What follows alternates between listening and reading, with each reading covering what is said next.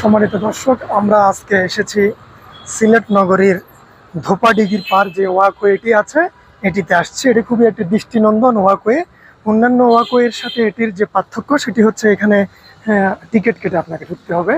এটি সিলেট নগরীর একদম কেন্দ্রস্থলে অবস্থিত। এটি খুবই সুন্দর এবং দৃষ্টিনন্দন একটি একটি জায়গা। এখানে সবাই অবসরে ঘুরতে আসেন। এখানে আমরা অনেক অনেক বড়। কালকে আপনাদেরকে আমরা যে ওয়াকওয়ে দেখিয়েছিলাম সেটি ছিল সাগর দিঘির পার। আজকে আমরা এসেছি এখানে, এটা হচ্ছে ধোপা দিঘির পার। কালকে আপনাদেরকে আমরা দিঘি দেখাতে পারিনি, আজকে আপনাদেরকে আমরা দিঘি দেখাচ্ছি। এখানে অনেক বড় একটা দিঘি, এটার নাম ধোপা দিঘি।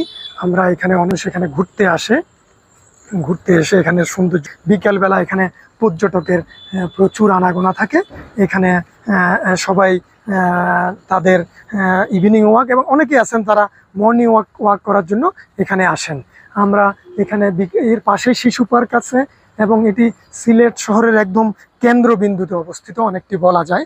এবং এটির এখানে রাইডিংয়েরও ব্যবস্থা আছে। বিকেলবেলা এখানে প্রচুর পর্যটক আসে। আমরা যখন বিকালে এখানে ঘুরতে আসি তখন এখানে অনেক পর্যটক আমরা দেখতে পাই। এখানে ফুচকা থেকে আরম্ভ করে অন্যান্য দোকানগুলোও আছে। এখানে আপনারা সবাই তাদের অবসরে বিনোদন করার জন্য এখানে নৌকার ব্যবস্থা আছে। শিশুরা কিংবা যারা পরিবার নিয়ে ঘুরতে আসেন তাদের জন্য এখানে ভালো ব্যবস্থা আছে। এখানে পাশেই আবার সুন্দর একটি দৃষ্টিনন্দন শিশু পার্ক আছে। এখানে আপনারা দেখতে পান এখানে সবাই ঘুরতে আসে। অনেকেই আছে যখন সিলেটে পর্যটন কেন্দ্রগুলিতে ঘুরতে আসেন তখন তারা চেষ্টা করেন যে এই পার্ক যে ওয়াকওয়েটি আছে এটি ঘুরে দেখার জন্য। এটি অনেক বিশাল একটি ওয়াকওয়ে। এখানে বিকালবেলা যখন প্রচুর লোকের সমাগম হয় তখন আমরা এখানে প্রচুর লোককে দেখতে পাই।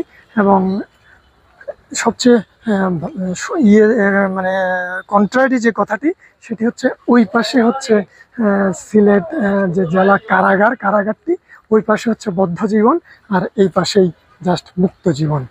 আপনারা দেখতেই পাচ্ছেন এখানে অনেকে আসছেন ঘোরার জন্য এবং পুরো জায়গাটি অনেক দৃষ্টিনন্দন পুরো জায়গাটি। আমরা আপনাদেরকে পুরো জায়গাটি দেখালাম। এই যে বিশাল সুবিশাল ওয়াকওয়ে এবং অনেক বড় একটা দিঘি, এটি ধোপা দিঘির পার। আপনারা যারা সিলেট ঘুরতে আসবেন তারা নিশ্চয়ই এই এলাকাটি ঘুরে দেখবেন এবং আপনাদেরকে আমরা আমন্ত্রণ জানাই যে সিলেটে আসলে এই অঞ্চলটি অন্তত ঘুরে দেখবেন। সবাইকে অনেক ধন্যবাদ।